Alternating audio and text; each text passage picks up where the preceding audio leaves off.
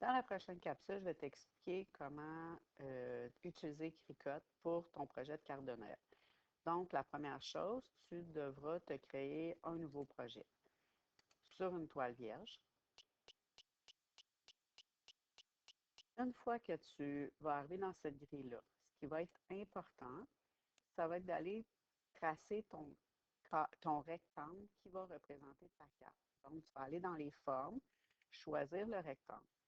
Une fois que tu as le rectangle qui est ici, je vais te demander de le mettre en blanc. Une fois que ça c'est fait, tu vas venir sur le petit plus ici pour changer la grandeur de ta carte, de ton rectangle. Et pour pouvoir le changer, il faut que tu cliques sur le cadenas pour l'ouvrir. Une fois que tu l'as ouvert, tu vas donner les dimensions à ta carte. Donc, ta carte, elle doit être de 21 à 27.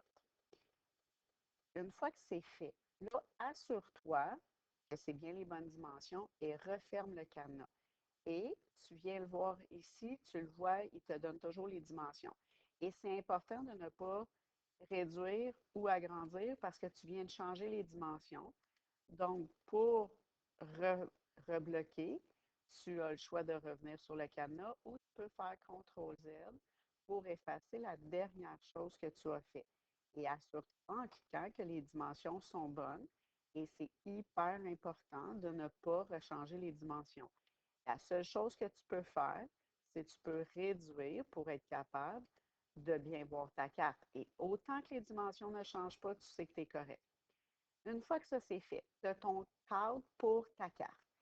Là, il va falloir que tu ailles mettre la ligne de rainage, ça veut dire la ligne où ta carte va être pliée. On va aller aussi dans les formes, on va aller chercher la ligne. Et là, on va aller la placer au bon endroit. Parce que là, si je passe les choses, tu vas voir, elle s'est placée ici. Donc, je vais venir la tourner et qu'elle soit à 90 degrés. Je vais l'allonger pour qu'elle fasse ma carte au complet, ou à peu près. Mais ce qui est important ensuite, c'est de sélectionner les deux. Pour, là, on va juste vérifier, j'ai l'impression que ma carte est placée à 90 degrés. OK, là, ça devrait coller. Maintenant, si je vérifie les deux, mon but, c'est que ma ligne de rainage soit au centre de ma carte. Donc, je vais venir cliquer sur Aligner et je vais centrer autant à la verticale qu'à l'horizontale. Donc, je vais prendre le centré ici. Là, elle est placée. Une fois que c'est ça, pour ne pas que ça se déplace, vous voyez, les deux sont sélectionnés. Je vais venir les attacher ensemble.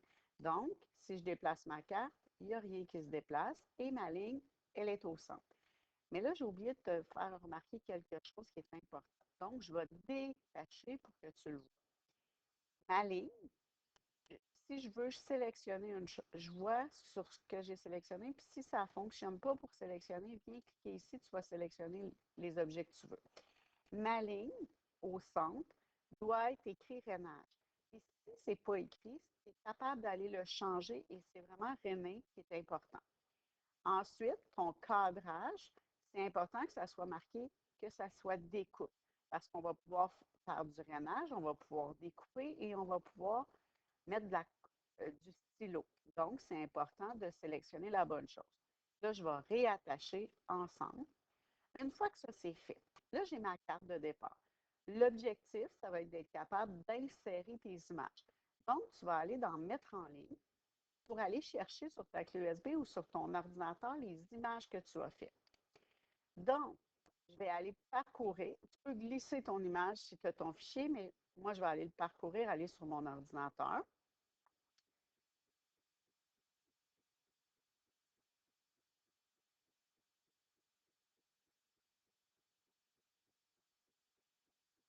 Là, je vais choisir l'image que j'ai enregistrée, mais super important, celle que tu as enregistrée en PNG. Parce que si tu l'as enregistrée en SVG, elle n'aura pas le bon format pour que ça fonctionne. Fait que tu prends l'image que je t'ai demandé d'enregistrer en PNG. Une fois qu'elle est insérée, Ta prochaine étape va être de peser sur continuer. Ici, tu vas faire appliquer et continuer quand tu vois bien ton image.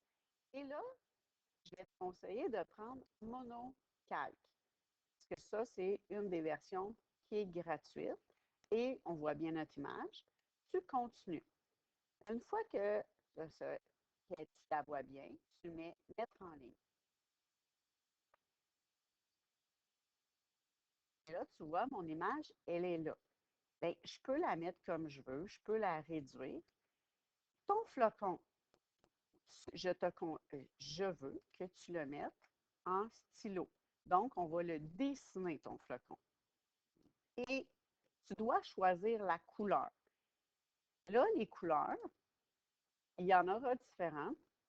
Ce que je te conseille, c'est soit les fines pointes et il y a différentes couleurs à l'école, ou tu vas aller choisir, je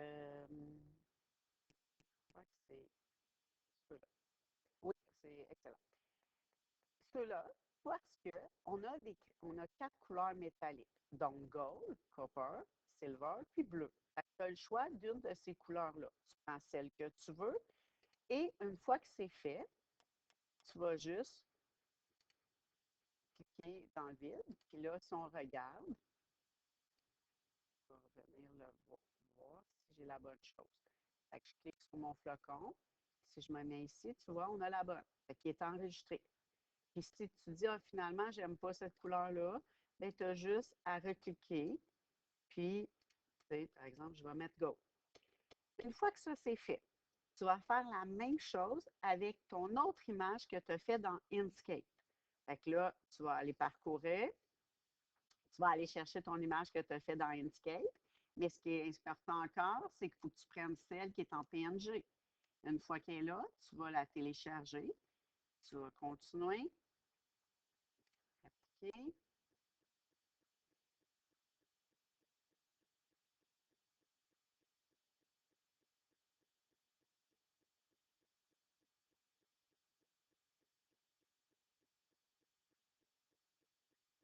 Et ici, là maintenant, là, tu as deux options. Si tu, moi, est dans le bon sens. Mais si tu réalises que toi, c'est en haut que tu veux la mettre, tu veux qu'elle soit inversée parce que ça ne veut pas que ta carte va être pliée.